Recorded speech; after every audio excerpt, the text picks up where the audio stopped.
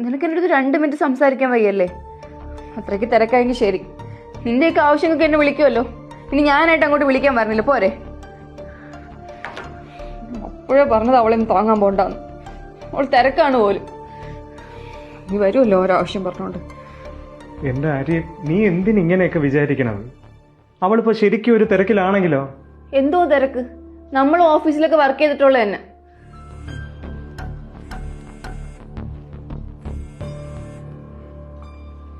Hello Jayaram bro, Arya നേരത്തെ വിളിച്ചപ്പോൾ ഞാൻ ഹോസ്പിറ്റൽ പോകാൻ വേണ്ടി ഇറങ്ങുമായിരുന്നു. ഹസ്ബൻഡിന് ഒരു ചെറിയ ആക്സിഡന്റ് ആയി. ഞാൻ ഇപ്പൊ വിളിച്ചിട്ട് അവളെ കിട്ടുന്നില്ല. ഒന്ന് പറഞ്ഞേക്കണേ. ആ ശരി, ഞാൻ പറഞ്ഞേക്കാം. എടി, ജെന്നിയുടെ ഹസ്ബൻഡ് ഹോസ്പിറ്റലിലാണ്.